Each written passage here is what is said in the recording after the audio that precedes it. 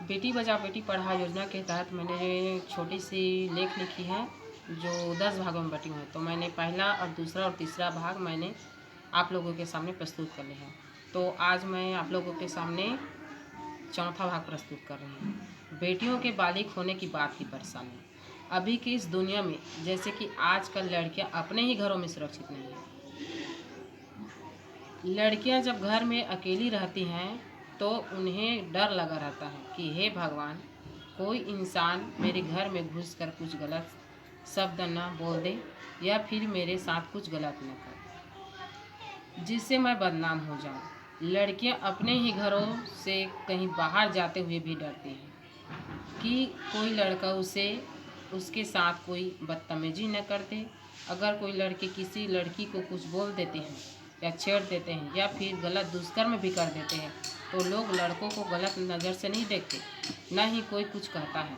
सिर्फ कहते हैं तो लड़कियों से कहते हैं कि इसी लड़की ने कुछ कहा होगा या इसी लड़की ने कुछ लड़के को उकसाया होगा या इस लड़की के साथ इस लड़की की कोई संबंध रही होगी। इतने दिनों तक ये लड़की और लड़का के बीच ठीक चलते रहे होंगे और आज इन दोनों की बात सामने आई तो बहाने बना रही हैं और इस लड़के को फंसा रही हैं। यह सब सोचकर और कह कर लोग लड़कियों को गलत नज़र से देखते रहते हैं। दोष सिर्फ लड़कियों की निकालते हैं और कहते हैं कि ये मत पहनो, ये मत करो, वो मत करो, यहाँ तक जाओ, यहाँ जाओ, यहाँ मत जाओ, वहाँ मत जाओ। यह सब बातें कह कर लड़कियों के आने जाने में ही रोक लगाते रहते हैं और गालियाँ देते हैं और कहते हैं मैंने तुमसे कहा था न कि हाथ पैर सकेल कर चला करो। किसी भी लड़के को सिर उठाकर मत देखा करो। तुम चुपचाप अपने रास्ते आया करो और अपने रास्ते जाया करो। किसी लड़के के मुंह मत लगा करो और वहाँ से मत जाया करो जहाँ लड़के बैठे होते हैं। तुम दूसरे रास्ते से जाया करो जहाँ कोई नहीं होता। घर वाले, माँ बाप और परिवार वाले हम लड़कियों के साथ ऐसा व्यवहार करते हैं कि सब गलतियाँ हमारी हैं। गलती तो लड़के करते हैं लेकिन जिम्मेदार हम लड़कियाँ ठहराई जाती हैं। हमेशा चुप रहने की सीख देते हैं, हमेशा लड़कों के मुंह न लगने की सीख देते रहते हैं।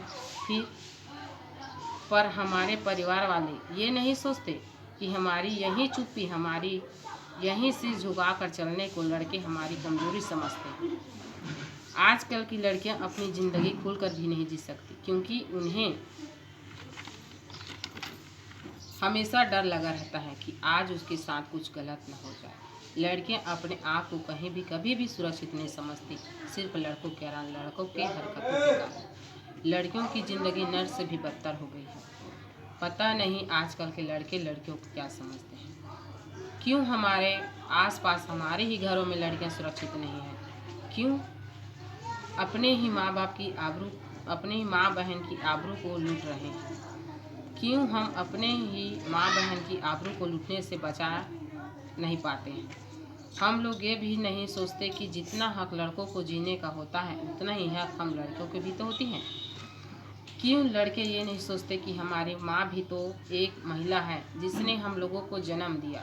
लड़के लोग ये समझते हैं कि हम लोग किसी और के माँ बहन को गाली दे रहे हैं, किसी और के माँ बहन की आबरू को लूट रहे हैं। लेकिन लड़के ये नहीं सोचते कि जितनी हमारी माँ बहन की इज्जत होती है उतनी ही इज्जत तो हम सब की माँ बहन की भी तो होती है। अगर हम लोगों की माँ नहीं होती तो हम इस दुनिया में आ पाते? क्या लड़कों को ये सोचकर नहीं जीना चाहिए कि किसी और की माँ बहन की आबरू नहीं लूट रही हैं, आबरू हमारे ही माँ बहन की लूट रही हैं। आबरू हमारे ही माँ बहन की लूट रही हैं। अगर हम ये सोचकर चलेंगे कि जो हमें दिखाई दे रहा है या कि यहाँ से या कहीं से भी गुजर रही हैं या किसी और की माँ बहन नहीं है, ये अपनी ही माँ बहन है। अगर लड़के किसी और के माँ बहन के चेहरे पर या किसी महिला के चेहरे पर अपने ही माँ बहन को आंखें बंद करके दिल से अपने माँ बहन बहू बेटियों को याद करके देखें ना, फिर आप लोगों के दिल में किसी भी महिला या लड़की पर बुरी नज़र नहीं लगा पाओगे। अगर सब लड़के ये सोचकर चलेंगे तो किसी भी महिला या लड़की की आबरू कभी नहीं लूटेगी और न ही किसी भी लड़की को कोई छेड़ पाएगा। बेटियों का सम्मान करो, कभी इनका अपमान न करो। हर गलती सिर्फ बेटियों की नहीं होती, कुछ गलतियां बेटों का भी होता है, लेकिन समाज के लोग सभी गलतियां बेटियों को ठहराता है।